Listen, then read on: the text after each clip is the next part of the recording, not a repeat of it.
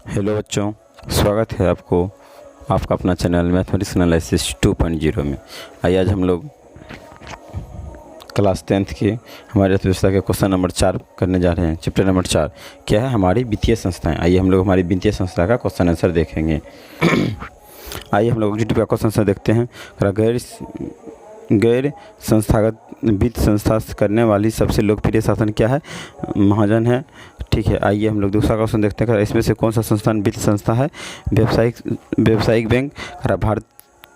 भारत के केंद्रीय बैंक कौन है? भारत केंद्रीय बैंक है रिजर्व बैंक ऑफ इंडिया।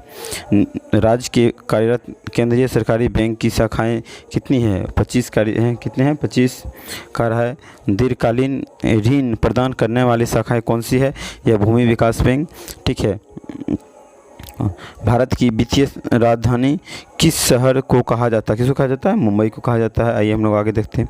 सहकारिता प्रांत सरकारों का स्थानांतरित विषय कब बनी? ये कब बना था? 1919 ईस्वी में। कब बना था? 1919 ईस्वी में। कह रहा है व्यावसायिक बैंक का राष्ट्रीयकरण कब किया गया? व्यावसायिक बैंक का राष्ट्रीयकरण देश में अभी कार्यरत क्षेत्रीय ग्रामीण बैंक की संख्या कितना है? 196 बैंक अभी देश में क्या है? काम कर रही है। व्यावसायिक बैंक का राष्ट्रीयकरण कब किया गया? 1969 में। कब किया गया? 1969 ईस्वी में। आइए हम लोग रिक्त स्थान को चलते हैं। करा साख अथवा ऋण की आवश्यकता की पूर्ति डैश संस्था के द्वारा किसकी की जाती है? किस संस्था के द्वारा की जाती है? आइए इसका आंसर हम लोग यहाँ देखते हैं। खरा है किसके द्वारा की जाती है? वित्तीय संस्था द्वारा। किसके द्वारा की जाती है? वित्तीय संस्था के द्वारा। ग्रामीण विकास के साहूकार द्वारा प्राप्त ऋण की प्रतिशत मात्रा कितना है? 30% है। प्राथमिक कृषि साख समिति कृषकों को अल्पकालीन ऋण प्रदान करती है। भारतीय रिजर्व बैंक की स्थापना कब हुआ था? 1935 ईस्वी में हुई थी। वित्तीय संस्थाएं किस देश का है? यह मेरुदंड बैकबोन के लिए है। ठीक है, स्वयं सहायता समूह की लगभग 15 से 20 सदस्य होते हैं। स्वयं सहायता समूह कितने सदस्य होते हैं? 15 से 20 सदस्य होता है। SHG में बचत और ऋण संबंधित अधिकारी निर्णय समूह के सदस्य लेते हैं। कौन लेते हैं? समूह के सदस्य लेते हैं। व्यावसायिक बैंक 4 प्रकार की जमा राशि को स्वीकार करती है। भारतीय पूंजी बाजार दीर्घकालीन वित्तीय सहायता प्रदान करती है। सूक्ष्म वित्तीय योजना द्वारा छोटे या लघु पैमाने पर साख अथवा ऋण सुविधा उपलब्ध होता है। छोटे या बड़ी पैमाने पर साख अथवा ऋण सुविधा उपलब्ध होती है। आइए हम लोग लघु उत्तरीय क्वेश्चन आंसर देखते हैं। वित्तीय संस्था से आप क्या समझते हैं? वित्तीय संस्थाएं उसे कहते हैं जो साख अथवा ऋण की आवश्यकता को पूरी करता है। जो साख और ऋण की आवश्यकता पूरी करता है वित्तीय संस्था कहेंगे। कह रहा है राज्य की वित्तीय संस्थाएं को कितने भागों में बांटा गया? अब राज्य की वित्तीय संस्था कितने भागों में? आइए देखिए। राज्य की वित्तीय संस्था को मुख्यतः 2 भागों में बांटा जाता है। पहली गैर संस्था को क्या? दूसरी गैर संस्थागत संस्था के उदाहरण हैं ग्रामीण महाजन एवं संस्थागत संस्था सरकारी बैंक। ये सब है दूसरा का। आइए हम लोग आगे देखते हैं। कहता है किसान के साख अथवा ऋण की आवश्यकता क्यों होती है? किसान को जो है मतलब ऋण की आवश्यकता क्यों पड़ती है? कह रहा है किसान को साख आय की कमी होती है जिससे वे खास तौर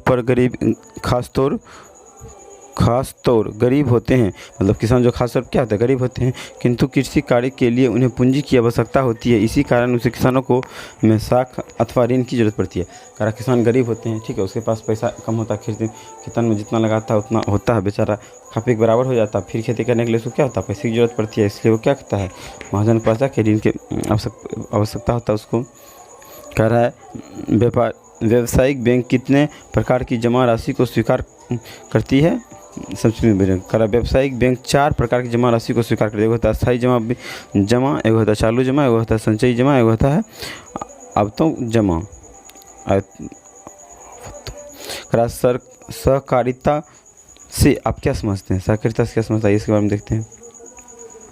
कहता है सहकारिता के तात्पर्य है मिलजुल कर काम करने से है, लेकिन अर्थशास्त्र की दृष्टि से यह परिभाषा अपूर्ण है। सहकारिता का पूर्ण परिभाषा यह है कि सहकारिता वह संगठन है जिसके द्वारा 2 या 2 से अधिक व्यक्ति स्वेच्छापूर्वक मिलजुल कर समान स्तर पर आर्थिक हितों की पूर्ति करता है।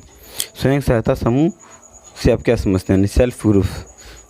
स्वयं सहायता समूह उसे कहते हैं जिससे 20 से 25 महिलाएं मिलकर एक समूह बनाती है और अपनी बचत की रुपयों तथा बैंक की लघु ऋण लेकर आसानी से अपनी सदस्यों को पारिवारिक आवश्यकताओं की पूर्ति करती है। यह समूह विकास की गतिविधियों चलाकर गांव का विकास और महिलाओं की स्तर विवरण में योगदान करते हैं।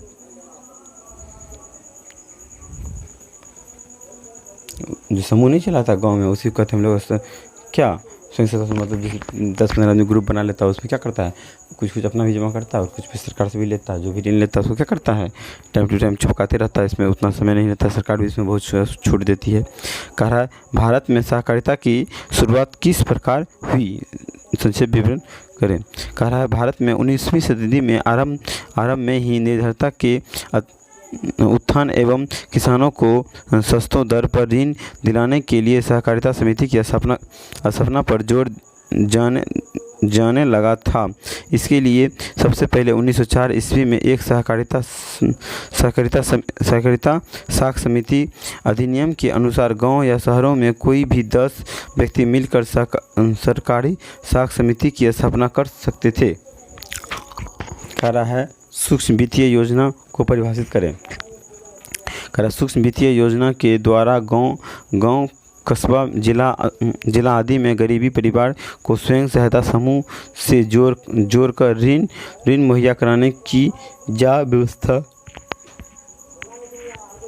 जारी हुई, जिसे सूक्ष्म योजना कहा जाता है। आइए हम लोग लॉन्ग क्वेश्चन पे चलते हैं। कह रहा है राष्ट्रीय वित्तीय संस्था किसे कहते हैं, इसे कितने भागों में बांटा गया है। जो संस्था पूरे देश के लिए वित्तीय प्रबंध कार्यों को संपादित करता है उसे राष्ट्रीय वित्तीय संस्था करते हैं। यह 2 भागों में बांटा गया है, जो पूरे देश के लिए काम करता है। पहला क्या है, भारतीय मुद्रा बाजार। पहला है भारतीय मुद्रा बाजार। कह रहा है जहाँ उद्योग एवं व्यवसायिक के लिए अल्पकालीन तथा दीर्घकालीन वित्तीय संस्थाएं एवं प्रबंधन किया जाता है उस क्षेत्र को मुद्रा बाजार कहते हैं। उसे क्या कहते हैं, मुद्रा बाजार कहते हैं। दूसरा क्या है, भारतीय पूंजी बाजार। कहता है भारतीय पूंजी बाजार में उद्योग और व्यापार के लिए दीर्घकालीन वित्तीय संस्था की व्यवस्था की जाती है। सामान्यतः भारतीय पूंजी बाजार को 2 क्षेत्रों में बांटा जाता है। पहला है फिर इसको भी 2 क्षेत्रों में बांटा जाता है। एक है संगठित क्षेत्र। संगठित क्षेत्र में वाणिज्य बैंक, निजी बैंक, सार्वजनिक बैंक तथा विदेशी बैंक आते हैं। भारत में संगठित क्षेत्र में अनेक बैंक हैं, जिसे केंद्रीय बैंक, वाणिज्य बैंक एवं बैंक सरकारी बैंक कहते हैं। कहता है असंगठित क्षेत्र। असंगठित क्षेत्र ग्रामीण किसानों को अल्पकालीन ऋण को व्यवस्था करते हैं, जैसे ग्रामीण महाजन, सेठ, साहूकार, स्थानीय व्यापारी तथा रिश्तेदार इत्यादि। राज्य स्तरीय संस्थागत वित्तीय स्रोत के कार्यों का वर्णन करें। राज्य स्तरीय संस्थागत वित्तीय स्रोत की संस्थाएं सरकारी बैंक है। सरकारी बैंक द्वारा अल्पकालीन, मध्यकालीन तथा दीर्घकालीन ऋण की सुविधा दी जाती है। केंद्रीय सरकारी बैंक तथा राज्य सरकारी बैंक के सामान्य बैंकिंग सुविधा भी प्रदान करती है। बैंक क्या है, बैंकिंग सुविधा भी प्रदान करेगी। और प्राथमिक सरकारी समिति क्या है, प्राथमिक सरकारी समितियां कृषि क्षेत्र को अल्पकालीन ऋण देकर किसानों एवं किसानों की आवश्यकताओं की पूर्ति करता है। प्राथमिक सरकारी बैंक क्या है, मतलब छोटे छोटे किसान क्या करेगा, ऋण देकर उसकी आवश्यकताओं को पूर्ति करता है। भूमि विकास बैंक भूमि विकास बैंक भूमि के विकास कार्यों के लिए किसानों को दीर्घकालीन ऋण की सुविधा मुहैया कराती है। व्यावसायिक बैंक व्यावसायिक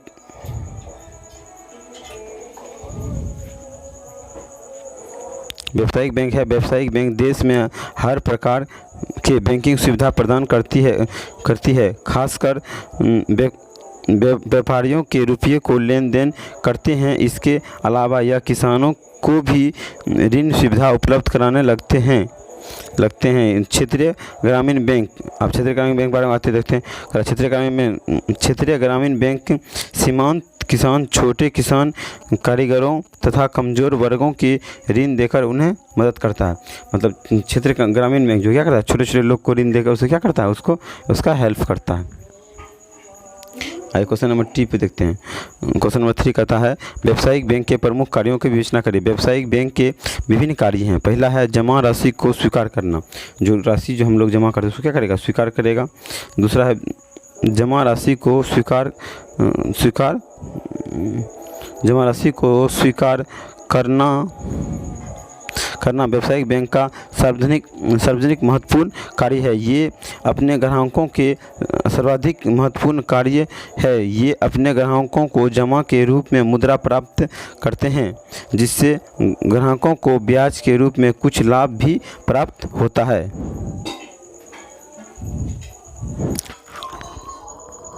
ऋण प्रदान करना,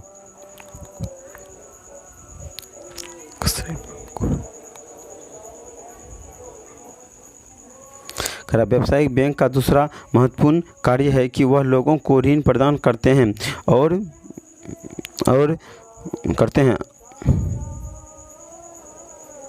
और ब्याज कमाते हैं। यह ब्याज की बैंकिंग की सुविधा आई होती है। सामान्य उपयोगिता संबंधित कार्य कराइए।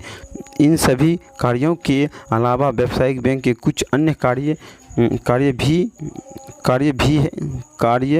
भी संपादित करते हैं, जिसे एटीएम एवं डेबिट कार्ड की सुविधा लेकर की गई सुविधाएं, यात्री चेक प्रदान करना एवं साख प्रमाणित पत्र जारी करना इत्यादि। ठीक है, ये सब क्या है, उस बैंक का काम है। आइए हम लोग करते हैं। कर रहा है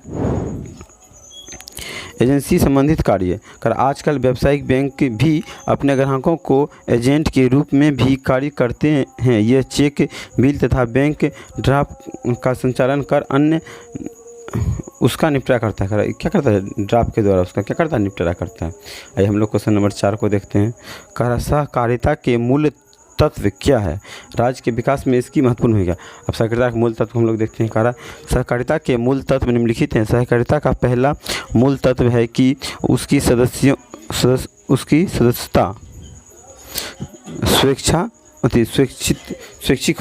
स्वैच्छिक है। इसका सदस्य दबाव में नहीं बनाया जाता। इसका जो सदस्य है प्रेशर देके नहीं बनाया जा सकता है।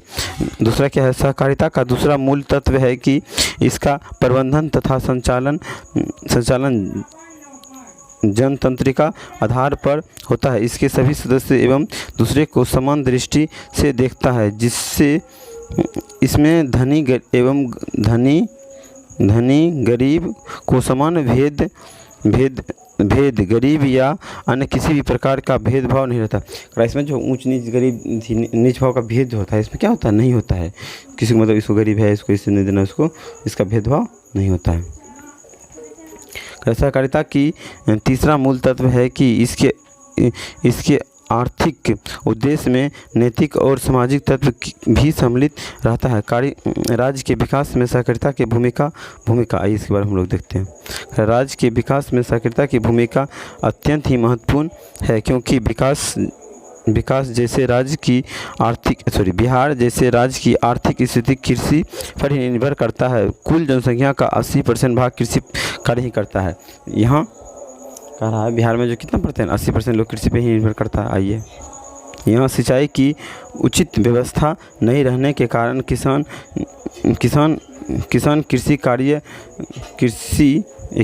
कृषि कार्य के लिए मानसून पर निर्भर रहता है, लेकिन कभी कभी मानसून धोखा भी दे देता है। कृषि की इस स्थिति के कारण लोगों के कृषि के अलावा अन्य कुटीर उद्योग का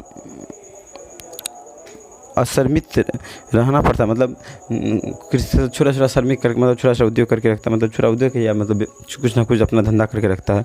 ये सारे कार्य लगभग सहकारिता के आधार पर ही चलाए जाते हैं। इसके लिए पूंजी का प्रबंध राज्य स्तरीय सहकारिता बैंक के द्वारा ही किया जाता है। सहकारिता बैंक ग्रामीण अर्थव्यवस्था को काफ़ी फायदा प्रदान करती है। स्वयं सहायता समूह में महिलाएं किस प्रकार अपनी अहम भूमिका निभाती है, वर्णन करें। वास्तव में स्वयं सहायता समूह महिलाओं के द्वारा ही आरंभ किए जाते हैं, क्योंकि घर के कार्य से मुक्ति के बाद इसके पास समय ही समय रहता है। इस खाली समय में सदुपयोग एवं स्वयं सहायता समूह से जुड़कर परिवार की आय में वृद्धि कर अपने परिवार के विकास की सहायता में वृद्धि कर अपने परिवार के विकास में अपना योगदान देता है। इस योजना का आरंभ महिलाएं की ही काम देने के उद्देश्य से किया गया है। महिलाएं द्वारा संचालित स्वयं सहायता समूह एक समान सामाजिक तथा आर्थिक स्तर को महिलाएं के एकत्रित कर एक सुरक्षित एवं अस्थायी सदस्य बनाई जाती है। ये सभी महिलाएं आसपास की ही होती है। इन संस्था को मंथन ढंग से संचालित कर अपनी सहयोग सहायता समूह में महिलाओं की अटल भूमिका है। जो समूह चलता है उसमें क्या है, महिला की अटल भूमिका है। Thank you. आई होप आपको वीडियो अच्छा लगे तो लाइक शेयर एंड सब्सक्राइब कीजिए। प्लीज़ सब्सक्राइब कीजिए, आप लोग सब्सक्राइब कम करते हैं। Thank you.